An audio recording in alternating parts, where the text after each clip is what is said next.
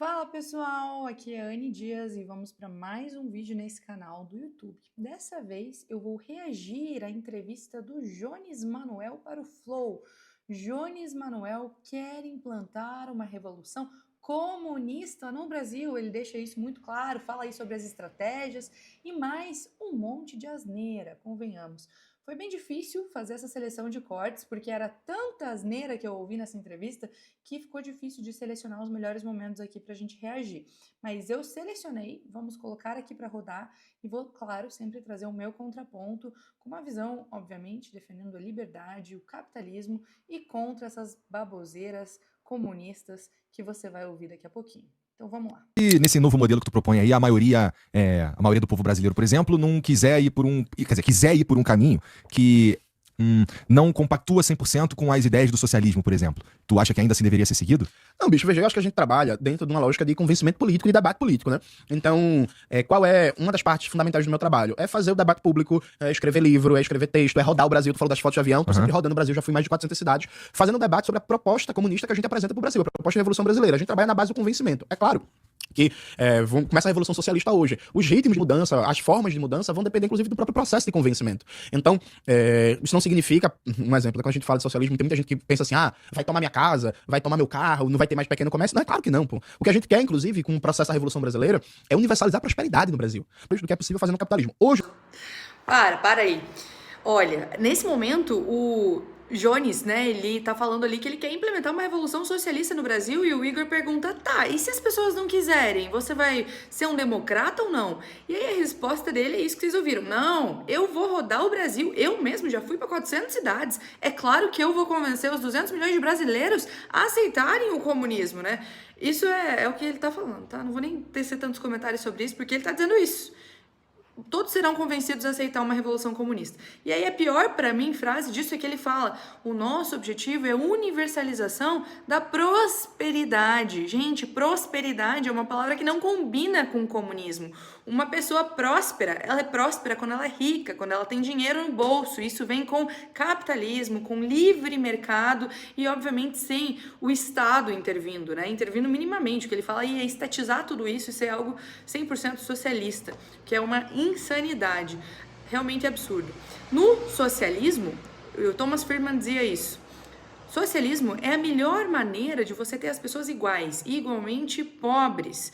Mas o capitalismo é a maneira de você ter as pessoas desigualmente ricas. E é para isso que a gente trabalha. Porque, claro, vão ter sempre uns mais ricos que o outro, mas pelo menos a gente não está falando de igualmente pobres, que é o que prega o socialismo. Vamos para mais um take aí dessa entrevista. No capitalismo, a gente já conseguiria dar um freio nesse processo de desindustrialização. Como é que a gente faria isso? Precisaria, novamente, acabar com a autonomia do Banco Central, retomar o controle do Banco Central e precisa acabar com o teto de gastos. Porque nenhum país do mundo desenvolveu indústria, complexidade produtiva com a política fiscal amarrada, presa, constrangida, como está no Brasil. O que é a política fiscal? É basicamente como o Estado gasta, fundamentalmente. Então, com o teto de gastos, não tem como você investir em desenvolver um complexo econômico industrial da saúde pra gente importar menos remédio. Não tem como você investir num complexo tecnológico industrial da cultura pra gente parar de importar microfone, fone de ouvido, câmeras e por aí vai. Então é preciso mudar a política fiscal, é preciso retomar o controle do Banco Central para uma política que não seja pró-rentista e é preciso fazer outras mudanças, como por exemplo na lei de patentes do Brasil, né? Patente é basicamente a forma, a mercadoria que assume a inovação do sistema capitalista. Patentes que não seja lesiva à soberania nacional e por aí vai, mas... Tá, aqui o problema dessa entrevista é que o Jones Manuel ele dá uma enrolada muito grande para chegar no ponto que em tese ele diz que quer chegar. Ele vai soltando um monte de informação, ele não segue uma linha de raciocínio para as pessoas entenderem o que ele está querendo dizer. Então complica ali um pouco a situação. Inclusive vocês vão ver que até o Igor fica perdido daqui a pouco no meio dessa entrevista de tanta informação que ele solta assim sem conseguir estar dentro do mesmo fio da linha de raciocínio. Mas vamos tentar desvendar aí o que ele está falando. Ele está falando que basicamente ele quer tentar incentivar a indústria nacional. E aí, para isso, precisa acabar com a autonomia do Banco Central e também com o teto de gastos. Só que isso são medidas completamente equivocadas. Claro, mas um comunista pensa dessa maneira. Por que são equivocadas? O Banco Central, quando ele tem autonomia, ele não fica mais à mercê de políticos decidirem quem é o diretor, quem não é, e demite um e demite outro, e aumenta juros antes da eleição, diminui juros antes da eleição, aumenta depois, porque vira ali uma questão política, né? Ainda mais no Brasil de hoje, 2025, a gente vê tanta pressão política para tantas coisas, imagine mais pressão política na nossa agenda econômica do Banco Central. Ia ser terrível. Então, quando a gente tem a autonomia do Banco Central, isso permite com que órgãos técnicos consigam ali pautar medidas para balizar uma inflação que não seja tão exacerbada, que não caiam sobre pressões políticas. Inclusive, isso traz mais credibilidade para investidores externos. O Banco Central independente é algo fundamental para manter essa estabilidade econômica. E a segundo e mais absurdo ainda argumento nesse momento é quando ele fala do teto de gastos, né? Ele basicamente diz assim: se a gente tem o teto de gastos, vamos lembrar, ele limita ali o gasto público para o valor que arrecadou no ano anterior, isso corrigido a inflação. Ou seja, não tem como um governo gastar mais do que arrecada. É basicamente isso. Ele fala, não, a gente tem que gastar muito mais do que a gente arrecada. Como que a gente vai investir nisso? Como que a gente vai investir naquilo se a gente tem um limite? É claro que a gente tem um limite, porque a gente precisa ter responsabilidade fiscal. Porque se a gente não tiver esse limite, a gente vai gastando adoidadamente, fazendo dívida pública com outros países ou imprimindo dinheiro, depois a gente vai falar sobre isso, e isso tudo vai gerar inflação. Inflação é quando o dinheiro deixa de valer aquilo que poderia valer. E a inflação, ela gera desemprego, ela deixa uma economia estagnada e tem toda uma problemática de uma economia fraca por medidas como essa, de irresponsabilidade fiscal, que é o que ele e a ideologia socialista defendem, que é um grande problema para o Brasil. A industrialização completa do Brasil, a gente precisa de uma revolução, porque só aí a gente vai ter capacidade de planejar a economia brasileira. Para planejar a economia brasileira, quem precisa mandar na economia é o povo trabalhador e não meia dúzia de bilionário que não se preocupa com o Brasil, que, inclusive, que vê esse país aqui como uma mera plataforma de exportação, eles ficam ricos, vão morar na Europa, vão morar nos Estados Unidos, boa parte dos bilionários nem mora aqui. O Jorge Paulo Lemann, por exemplo, não mora no Brasil. Isso não, que tu falou uma porrada de coisa aí que eu vou acabar esquecendo aqui dos pontos que eu Eu queria falo tocar. muito, né, velho? Foi Não, mal. não. Quero que você continue falando, não é esse ponto, não. É bom que eu tenha uma caneta e um papel aqui pra eu poder eu não me perder. Precisar de grana, né? Perfeito. E o que tu tá propondo, de onde é que a gente tira essa grana? A gente imprime dinheiro? Tá, vamos lá. Vocês viram aí essa última fala do Igor, né? Se você assiste a entrevista, você percebe que ele não segue uma linha de raciocínio. Ele vai soltando um monte de informação. O Igor se perde, fica confuso aí na hora de fazer os questionamentos. Mas, enfim, não é sobre a retórica, né, e a argumentação do Jones o vídeo. É sobre, de fato, os argumentos que ele traz, e não sobre a estratégia de debate ali dele.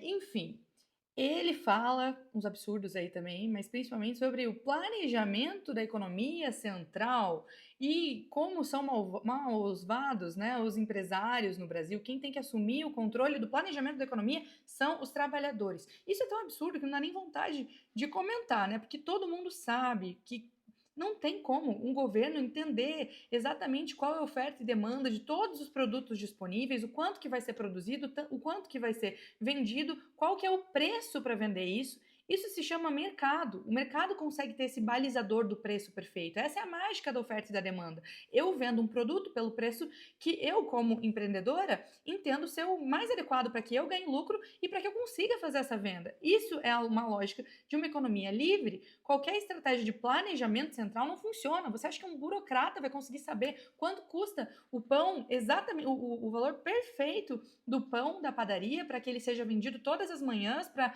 milhares de brasileiros? Óbvio que não. Quem tem o conhecimento sobre o seu mercado é o próprio empresário, que gera empregos, que gera trabalhos, né? E aí ele vem aí colocando os bilionários como o maior problema da humanidade. Veja só, eles nem morar no Brasil não moram. Gente, isso não é um problema. Se um bilionário tem uma empresa no Brasil, ele está gerando empregos para o Brasil, ele está gerando renda para o Brasil. Ele morando ou não no Brasil, indiferente para mim. O importante é ele estar gerando emprego e renda. Quem gera emprego e renda é empresário, empreendedor e não o Estado, como ele tenta vender aí nessa estratégia de economia planejada, que obviamente não funciona. Então, mas veio. Todo dinheiro é impresso, né? Sim, mas bom, e também, mas quanto a princípio, da maneira como está posto o jogo, se eu começar a imprimir dinheiro pra cacete, eu vou me dar mal, como o Estado. Não. Vamos lá. Qual é a ideia? Todo dinheiro é impresso, né? Olha o que a gente acabou de ouvir. Todo dinheiro é impresso, né? Vamos continuar ouvindo essa aberração. Todos nós somos consumidores de moeda. né? Então, pessoas jurídicas, famílias, empresas e tal, a gente usa o real. Quem emite o real é o Estado brasileiro. Então, o Estado brasileiro ele não precisa arrecadar para gastar. O ciclo é outro. Pelo contrário, toda vez que o Estado brasileiro arrecada, ele está destruindo moeda. Ele está tirando moeda de circulação. Toda vez que ele gasta, ele está colocando moeda em circulação. Não faz sentido você achar que o Estado precisa arrecadar para gastar quando é o próprio Estado que emite a sua moeda. Isso é o que se chama de soberania monetária. Então, o Estado brasileiro emite o real. Então, pode parecer contra-intuitivo, mas a lógica é, o Estado, ele coloca a moeda em circulação gastando e ele tira a moeda de circulação tributando. Massa? É coisa do neoliberalismo, a partir dos anos 70 e 80, começar a colocar regras fiscais que proíbem X% de gasto público com funcionalismo público, X% de gasto público com educação, com saúde. Isso é coisa já da onda neoliberal. Isso exclui do debate uma questão estratégica, que é, veja... Para. Vocês ouviram isso comigo, né? Não tô ficando maluca. Olha o que ele disse. Que não precisa arrecadar para gastar. Isso é inverter a lógica. Que todo dinheiro é impresso. E é para isso que existe o Estado, para imprimir dinheiro. Gente, nunca deixe uma pessoa falar isso na frente de vocês. Isso é uma coisa absurda, porque imprimir dinheiro gera inflação. Inflação é acabar com o poder de compra da moeda. Vamos imaginar, vou tentar ser mais didática aqui para a gente entender o absurdo que significa essa fala dele. Se a gente tem só 100 bananas disponíveis e cada banana custa R$1, aí o governo decidiu imprimir dinheiro e colocar mais R$100 em circulação. Então passa a ter R$200 em circulação e seguem sendo as mesmas 100 bananas. O que vai acontecer? Os vendedores vão perceber que tem mais dinheiro em circulação e vão aumentar o preço de R$1 para R$2. E você vai conseguir comprar a banana por R$2 no início. Só que a banana ficou mais cara, porque quando tem mais dinheiro em circulação, mas os produtos, a oferta e a demanda são as mesmas, os preços eles sobem de uma maneira artificial para conseguir pegar esse dinheiro que está sobrando. Esse é um exemplo pequeno, mas para a gente entender que no macro é sempre assim que acontece. Quando a gente teve a hiperinflação que chegou a 1.700% na década de 80 no Brasil, foi por conta de impressão de dinheiro. Imprimir dinheiro gera inflação. Dinheiro não é folha de árvore, que você pode simplesmente pegar, imprimir e colocar em circulação. Não, dinheiro é algo que tem que ser feito com responsabilidade. Não tem que ser impresso. Quem gera riqueza não é o Estado, quem gera riqueza é o empreendedor.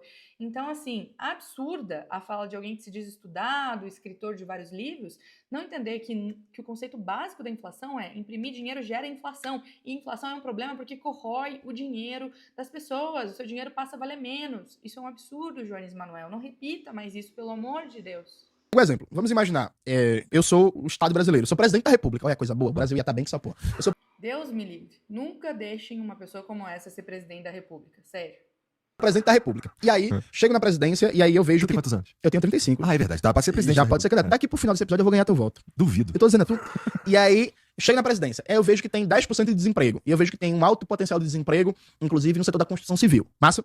E aí eu reparo também que tem várias fábricas de tijolo, de cimento, de pá, que têm capacidade de produzir, mas não estão produzindo porque não tem demanda. Então veja, você tem a força de trabalho, você tem a capacidade de produção. O que é que falta para eles se encontrarem? Falta basicamente um investimento para colocar isto em movimento. Eu fazer um investimento público que vai fazer um grande programa de construção de moradia popular, por exemplo, isso não vai causar inflação nenhuma. Porque eu estou basicamente ativando elementos que já estão na economia brasileira, que não passam pelo dólar e que estão ociosos, que estão parados por uma série de dinâmicas da economia capitalista e que basta eu ativar o gasto público que vão colocar em funcionamento. Isso não causa inflação, isso não causa desequilíbrio, isso não causa problema. Gente, mais um absurdo ali que ele não consegue seguir a própria lógica de raciocínio, se você percebe. Ele começa falando o seguinte: imagine que existe pessoas disponíveis para trabalhar, mas não existe demanda.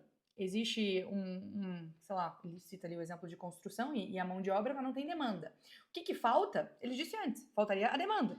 Mas não, o que falta é investimento público. Então, ele colocar dinheiro público para fazer algo rodar que não tem demanda, de acordo com ele, não vai dar inflação. Não tem problema nenhum, imagina. Não tem gente querendo comprar, não tem gente querendo construir, porque a economia está estagnada, né? Tem um motivo, e aí ele ainda menospreza os motivos. Por uma série de motivos capitalistas, não tem demanda. Não tem demanda porque a economia está estagnada. Políticas públicas exatamente como ele está defendendo. Mas, enfim, aí ele fala que não tendo demanda, vamos colocar dinheiro público, né? Imprime dinheiro público, coloca dinheiro público ali para construir casa social, que não vai ter inflação nenhuma, não tem problema nenhum. Gente, isso é completamente irresponsável. Uma fala irresponsável você falar que você pode colocar um investimento público em qualquer lugar e que isso não vai gerar inflação.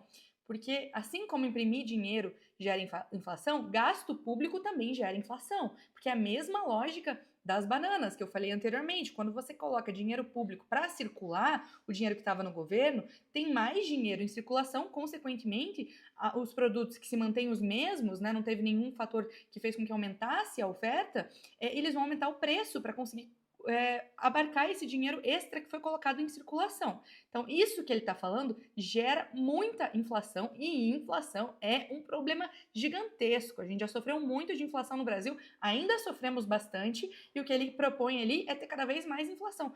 Deus me livre, eu não quero ter uma moeda valendo que nem o peso da Venezuela, que é o que ele está propondo. E isso faz com que o real corroa 100%. Então, mais um absurdo aí vindo dessa entrevista. Hoje, o governo Lula, eu classifico como um governo neoliberal. O elemento central do governo Lula é neoliberal. Por que é neoliberal? Porque a equipe econômica dirigida pelo Fernando Haddad tem como prioridade o que a gente chama de ideologia de austeridade. O que é isso? É a ideia que é preciso, de maneira permanente, reduzir o tamanho do Estado, cortar gastos, reduzir a presença do Estado na economia. Mas, Igor, mas veja. Que governo Lula ele tá falando, gente? Que país que ele mora que tem um outro Lula governando o país que não é o mesmo que o meu? Desde quando o governo Lula se preocupa com corte de gasto público? Pelo contrário, ele aumentou muito o gasto público, flexibilizou o teto de gastos que a gente estava falando anteriormente, teve uma flexibilização através do novo arcabouço fiscal. Ele também aumentou um tributo a cada 33 dias. Ele ou criou novos tributos ou aumentou. Isso é governo Lula. Sem contar gastos públicos exacerbados, só as viagens. Johnny, você não consegue enxergar todas as viagens de políticos que o Lula tá bancando? 120 mil reais para bancar uma cantora em Paris, para assistir ele no jantar com Macron. Então, não sei o que você quer dizer com neoliberal, né? Primeiro que neoliberal, esse termo já mostra aí quem que tá falando, porque só fala neoliberal quem discorda das políticas liberais. E segundo que o Lula tá muito, mas muito longe de ser considerado um governo, de acordo com a sua palavra, neoliberal. O governo FHC, veja, do ponto de vista, essa diferenciação é importante, veja, do ponto de vista humanitário, do ponto de vista de tragédia civilizacional, o governo Bolsonaro foi pior que o governo FHC, beleza? Tá. Do ponto de vista de legado institucional, o governo FHC é o pior brasileiro. A gente vive hoje as consequências da era FHC, que foi montada, porque na prática é o governo FHC que consolida o neoliberalismo no Brasil, porque o Collor tem uma série de problemas e tal, é impeachmentado. O governo Itamar Franco ali é uma espécie de interregno, é um governo que começa várias privatizações, tem medidas liberalizantes, mas o Itamar Franco não era um privatista adorador dos Estados Unidos, fanático, então é um governo ali... Pronto, o governo Itamar Franco provavelmente foi o primeiro e único governo realmente centro que a gente teve na história brasileira, que não era nem de direita e não era nem de esquerda. Temer não entra nessa galera? Não, Temer era um reacionário direitoso, pelo amor de Deus. Tá bom, não, tá bom. E aí vem o... Tu vai comer hambúrguer com... Gente, como que uma pessoa fala que o FHC deixou o pior legado institucional da história do Brasil?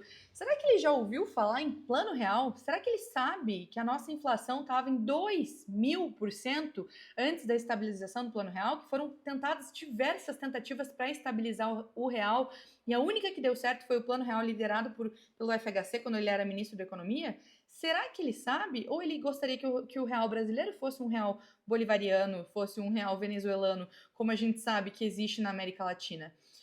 Olha, eu não consigo entender como alguém tem essa linha de argumentação, de ignorar simplesmente um dos maiores feitos para a economia do Brasil, que foi o Plano Real, que só graças ao Plano Real a gente não virou, de fato, uma Venezuela no sentido econômico da palavra. E era antes. Antes, a inflação ela era diária, os preços mudavam todos os dias, porque a inflação corria solta.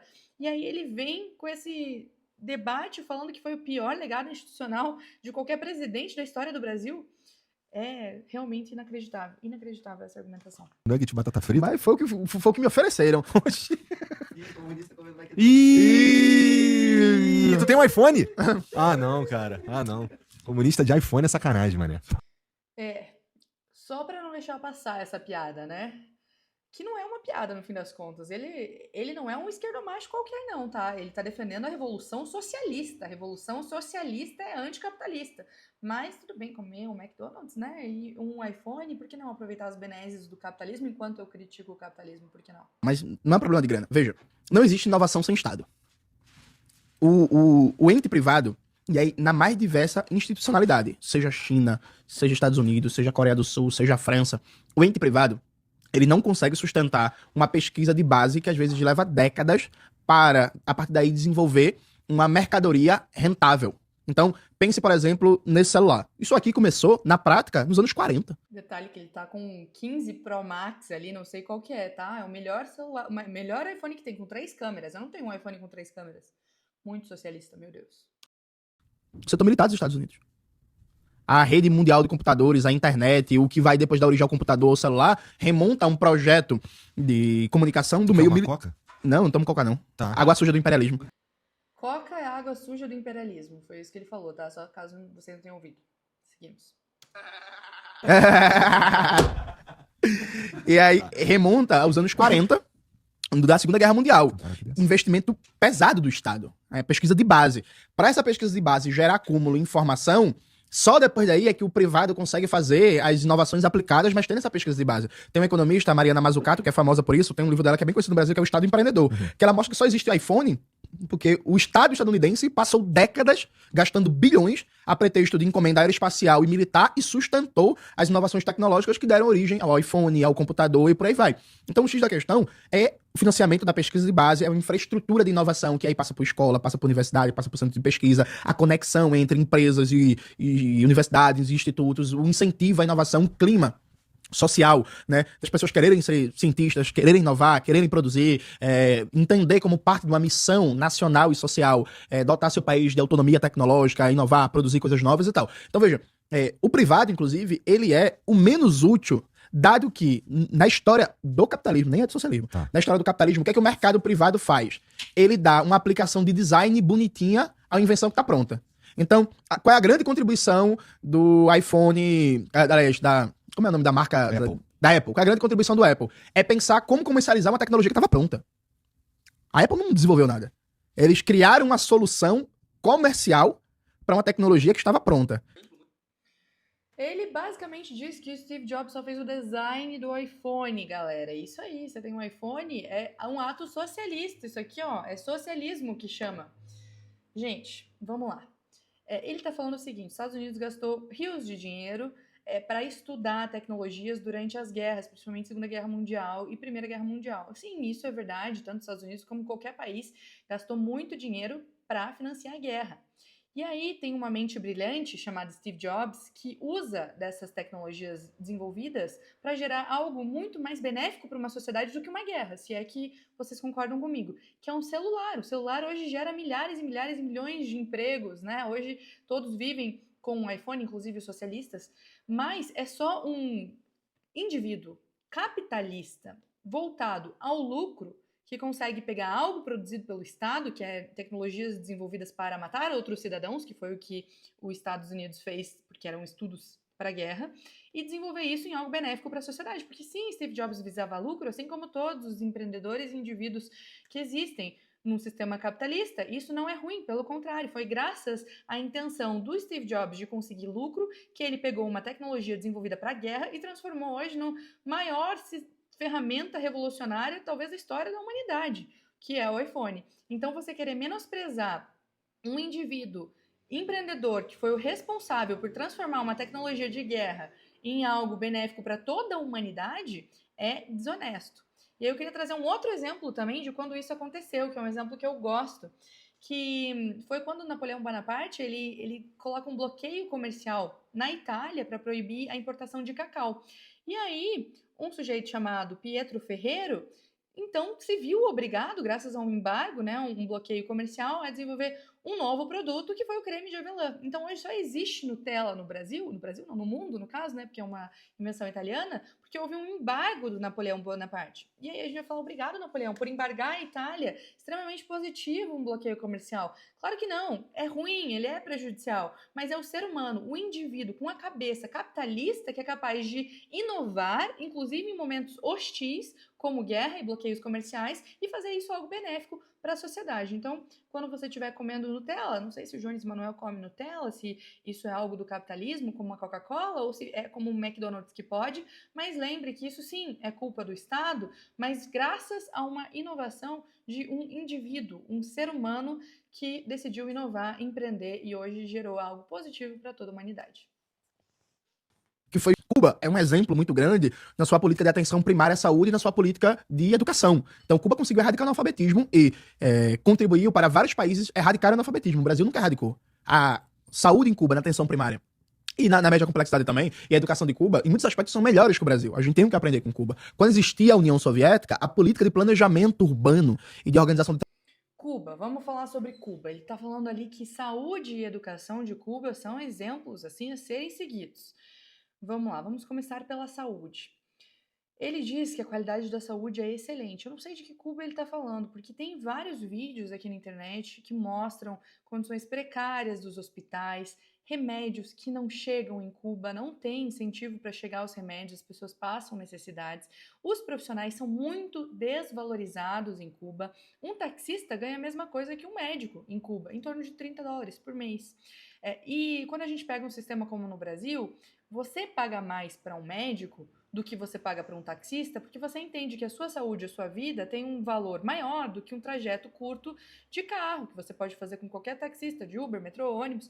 Então, no Brasil, um médico ganha mais que um taxista. Em Cuba, eles ganham a mesma coisa e o taxista acaba ganhando mais porque recebe ali as gorjetas em dólar. Então, a gente vê em Cuba também um êxodo de médicos saindo de Cuba para prestar serviço em outros países porque são muito desvalorizados. Inclusive, se vocês se lembram, no governo Dilma, teve aquele programa Mais Médicos para importar médicos cubanos, aproveitar a mão de obra barata no Brasil de médicos de Cuba. Mão de obra barata só para o médico, na verdade, porque o governo brasileiro pagava cerca de R$11 mil por médico, só que o médico recebia cerca de R$3 mil e o resto ia para financiar o governo cubano, sim. Então, uma fonte de renda do governo cubano é justamente exportar médicos para outros países e o governo recebe por isso. Então, essa é a saúde que ele acha tão maravilhosa de Cuba. E educação? De fato, ele tem um ponto. A alfabetização de Cuba é boa. Realmente, desde 1961, com uma política do Fidel Castro, o analfabetismo de Cuba baixou de 4%. Só que qual que é o problema? Em Cuba as pessoas sabem ler e escrever e só. A educação é 100% estatal, há muita doutrinação política, não tem nenhuma liberdade de pensamento, liberdade de expressão, liberdade acadêmica para as pessoas seguirem suas faculdades. Mercado também, mercado é 100% estagnado, então do que adianta saber ler e escrever se você não vai conseguir aprender nada além disso? Você vive numa escola 100% controlada pelo governo socialista, regime comunista de Cuba, e não tem mercado de trabalho. Então eu não sei como que ele gostaria que uma educação no Brasil fosse parecida com Cuba. Eu acho terrível. É claro, a gente tem que trabalhar no analfabetismo, mas esse é só o primeiro passo para uma educação de qualidade. Então, péssimo exemplo que ele traz aí de um sucesso socialista. Vamos pro próximo. Cuba, então, lá onde o Fidel Castro mandava fuzilar gay, vai lá pra Gaza, então, onde os caras, sei lá, oprimem as mulheres, ou qualquer coisa assim. Como é que a pauta, eu não sei nem como chama, essa pauta contra as opressões se encaixam na ideia, na tua ideia de comunismo? Tá, vamos lá. Historicamente, o marxismo ele tem duas categorias, que é exploração e opressão. Uhum. Exploração é uma categoria que diz respeito ao processo de produção, de extração de mais valor, de riqueza, né? Aquele processo na fábrica, na empresa, de exploração da classe trabalhadora. E opressão é uma categoria que diz respeito a setores da população, da classe trabalhadora, tem marcadores sociais, e a partir desses marcadores sociais é colocado uma inferioridade. Pausa aí pra gente entender o que ele tá falando. Ele tá falando que o marxismo é dividido em dois, né? Então, primeiro tem a parte dos trabalhadores e da mais-valia, então essa parte econômica de que o capitalismo oprime as pessoas. E o segundo e mais importante nesse contexto é que ele tá falando que tem setores da sociedade que recebem um selo ali de opressão, um selo inferior, e isso tem consequências políticas e econômicas. O que ele está dizendo? Que se você é gay, se você é mulher, se você é negro, você recebe esse selo, de acordo com o marxismo. E aí é sobre essas opressões que ele vai falar. Eu adoro discutir esse tipo de coisa sobre a ótica marxista, porque ela é completamente desrazoada. Mas vamos em frente. Social, simbólica, que tem consequências econômicas e políticas. Vamos dar exemplos aqui concretos. No Brasil, historicamente, dado o processo de formação da sociedade colonial para uma sociedade capitalista, a mulher estava num lugar subalterno na sociedade colonial e se mantém num lugar subalterno na sociedade capitalista. Uhum. Mas o capitalismo ele precisa de trabalhadores para funcionar. Só que os trabalhadores não nascem em árvore, né? Deus não tá mais lá no Jardim do Éden criando gente. O comunismo precisa de trabalhadores também. Não, também, mas a lógica é diferente. O capitalismo precisa de trabalhadores. Como é que se cria os trabalhadores? Você tem os filhos, alguém precisa cuidar dos filhos, criar, vestir, educar, alimentar, dar vacina, fazer não sei o quê, para garantir a reprodução biológica e social dessa força de trabalho. Uhum. Quem é que faz essa função? Ela poderia ser coletiva. O cuidado das crianças poderia ser uma função de toda a sociedade coletivizada. No capitalismo, essa função é privatizada. Para aí, é muito absurdo numa frase só, num corte só. A primeira parte absurda que eu queria comentar é quando ele fala que as mulheres lá no período colonial e no capitalismo são igualmente oprimidas. Gente, sério. O capitalismo, ele é o maior libertador das mulheres. É graças ao capitalismo que as mulheres conseguem assinar contrato, ter cartão de crédito, trabalhar, viajar, se divorciar. Porque sem o capitalismo, elas viviam dependentes financeiramente dos homens. Graças ao capitalismo, elas conseguem estar trabalhando. Então não faz o menor sentido dizer que no capitalismo, numa sociedade colonial, as mulheres vivem nas mesmas circunstâncias. Porque não vivem. As mulheres são infinitamente mais livres no capitalismo. E aí o segundo absurdo, eu não sei nem se precisa ter um comentário, né? Ele fala que a função de criação de crianças deveria ser socializada. E que no sistema capitalista isso é privatizado para a família. Gente, isso não tem o menor cabimento e me assusta, me arrepia ouvir dizer sobre a coletivização de criação de família. Sabe quem queria fazer isso? Sabe quem tinha esse plano e começou a fazer isso? Hitler na Alemanha. Hitler na Alemanha queria que a criação das crianças ficassem sob controle do Estado para que o Estado criasse soldados nazistas perfeitos para combater outros países. É isso que ele está falando. Isso é o socialismo, é o fim da estrutura da família. Ele não acredita que a família ela é a estrutura competente para criar e gerar as próximas gerações, as próximas crianças, o que isso é um instituto completamente tradicional, a família. Enfim, vou parar minha fala por aqui, porque senão vou perder toda a minha paciência com esse vídeo, mas olha o absurdo que você tem que ouvir. Que o Instituto da Família é uma privatização da criação das crianças no sistema capitalista. Graças a Deus que existem as instituições da família e não é o Estado que cuida das criações das nossas crianças, porque já imaginou como seria se essa ideia dele fosse implementada, pelo amor de Deus. Para a família. Só que na família existe uma divisão sexual do trabalho em que a dinâmica patriarcal coloca que é obrigação única ou principalmente da mulher as tarefas domésticas e o cuidado com as crianças. É verdade. Sim. Se a gente pega o Brasil como um todo, não só os grandes centros urbanos, a gente tá falando coisa de 20, 40 anos, né? Porque se a gente for para várias regiões do Brasil 40 anos atrás, a ideia da mulher trabalhar fora, da mulher não, sabe? Isso não era normal, socialmente aceito. Uhum. Isso está diretamente ligado à exploração da classe trabalhadora. Veja, no comunismo ia ser diferente? Socializar o trabalho doméstico. Essa é a solução dele. Como é que faz isso? Vai ter um grupão de WhatsApp, eu falo, galera, minha casa tá suja, manda alguém aqui para limpar minha casa, a gente se coloca à disposição, ninguém cuida da sua própria casa. Como é que funciona? Essa parte de socialização do trabalho doméstico. Essa tá batendo ali pau a pau com a privatização da criação da criança na família, que deveria ser coletivizada. Olha só que aberração. A gente ia socializar o trabalho doméstico. Mas eu tenho 2 sobrinhos, tá? Né? Eu não tenho sobrinhas, né, ainda.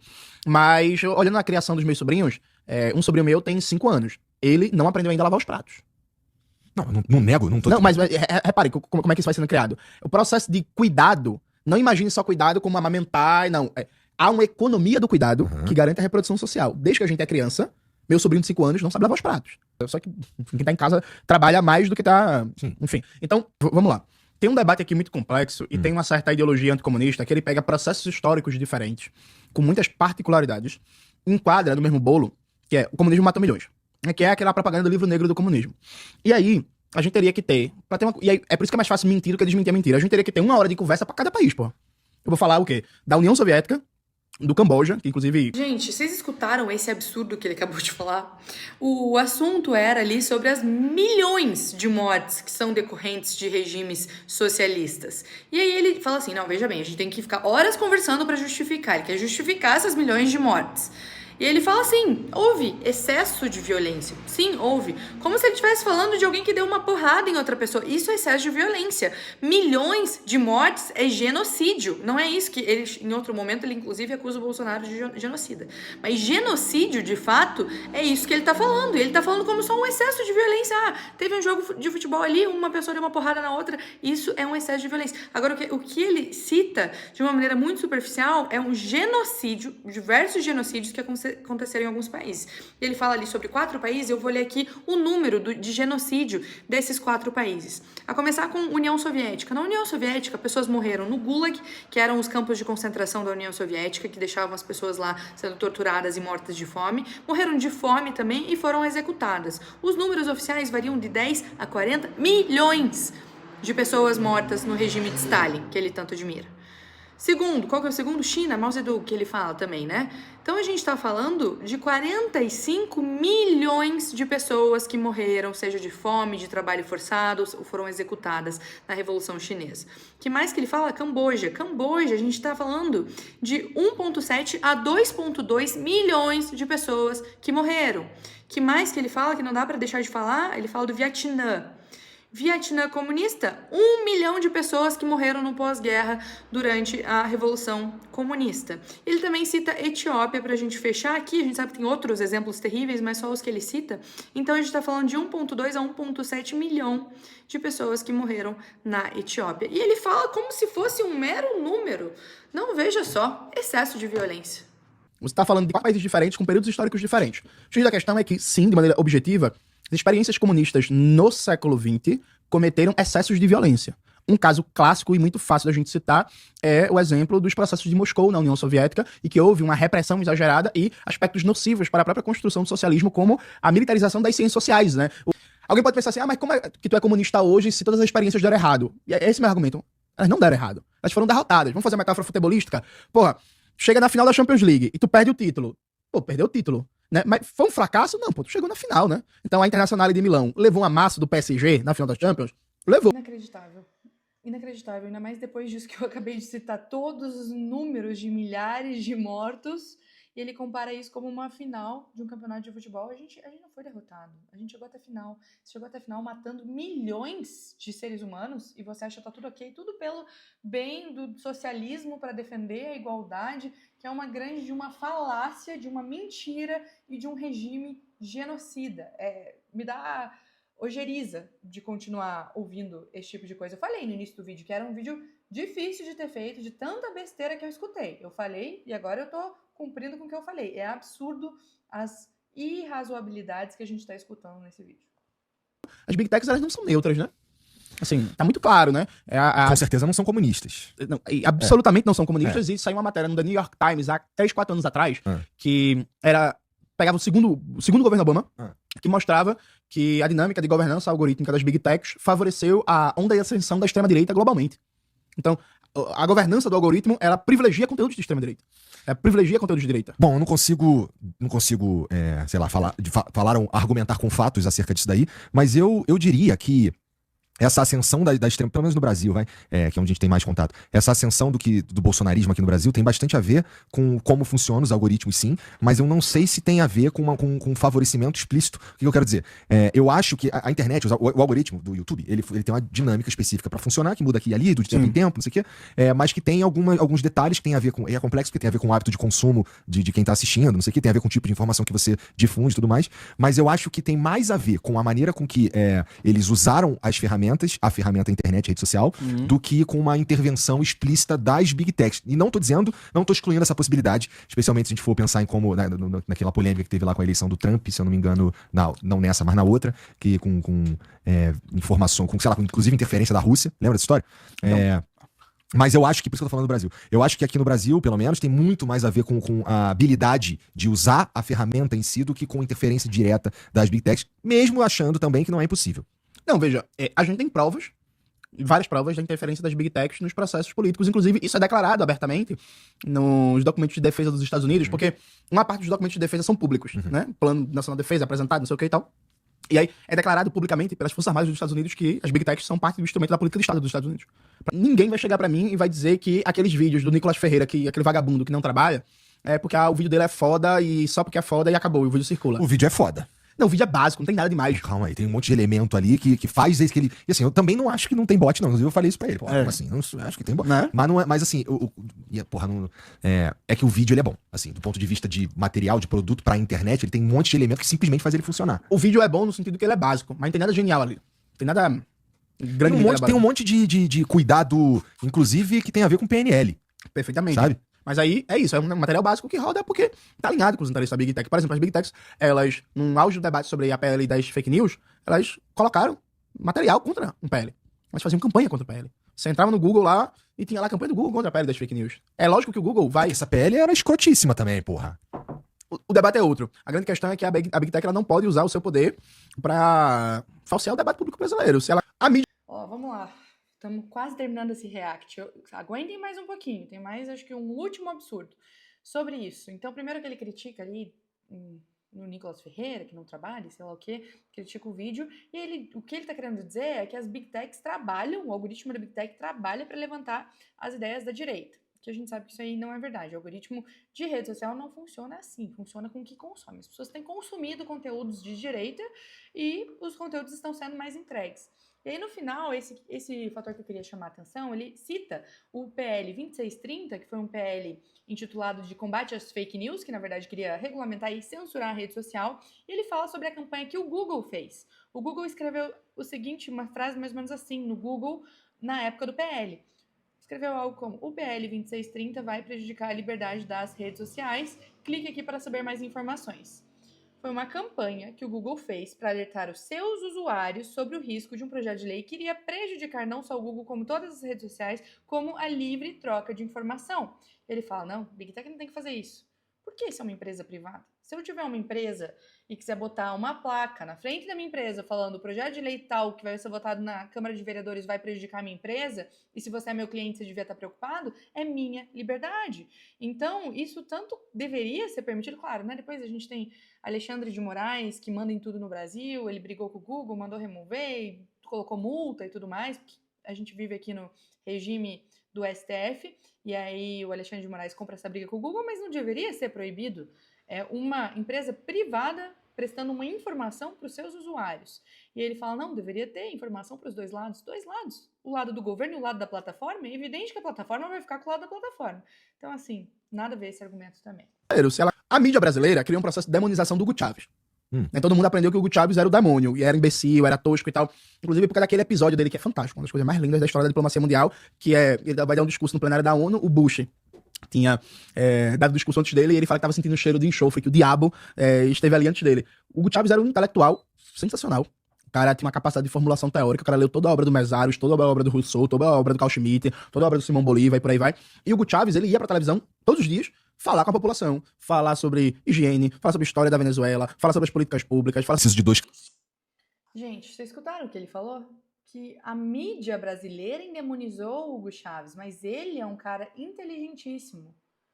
A gente está falando do responsável por colocar a Venezuela em ruínas, ruínas. A Venezuela vive hoje uma inflação absurda, a pobreza lá corrói, as pessoas não têm dinheiro para comprar papel higiênico, a miséria que existe na Venezuela por conta de Hugo Chávez é algo absurdo. Hugo Chávez também é responsável por acabar com a liberdade de expressão na Venezuela, a liberdade de oposição, acabar com partidos políticos. Não tem oposição na Venezuela. A Venezuela hoje vive num regime terrível, terrível, que eu não desejo para nenhum país do mundo, e tudo graças a Hugo Chávez, esse grande intelectual que leu tantos livros, né? Meu Deus do céu, que coisa maravilhosa! Só que matou diversas pessoas. Ele tem sangue nas mãos, Hugo Chávez. Inclusive, eu tenho uma colega presa política na Venezuela, e eu gravei um vídeo sobre ela recentemente, eu vou deixar aqui tanto na descrição quanto como próximo vídeo sugerido, para vocês acompanharem o caso de uma prisioneira política na Venezuela, agora no regime de Maduro, que é uma consequência, né, uma continuidade do regime do Hugo Chávez, que ele está aí criticando a mídia por endemonizar alguém que deve ser assim tratado. Galera, esse foi o vídeo reagindo ali a um comunista, um socialista no Flow, para rebater alguns dos absurdos que ele fala e expor ainda mais esses absurdos, acho que é extremamente importante. Então, se você gostou desse conteúdo, compartilhe com mais pessoas para que a verdade seja sempre esclarecida, para que ninguém caia nessas baboseiras inventadas aí e um discurso falso e uma falácia. Então, compartilhe esse vídeo, deixa aqui também o seu comentário. Eu estou bem no início do canal, então se você gostou, as suas sugestões de próximos vídeos serão muito bem-vindas. E claro, eu conto também com a sua inscrição. Se inscreva no canal para ajudar a gente a chegar em mais e mais pessoas. Muito obrigada!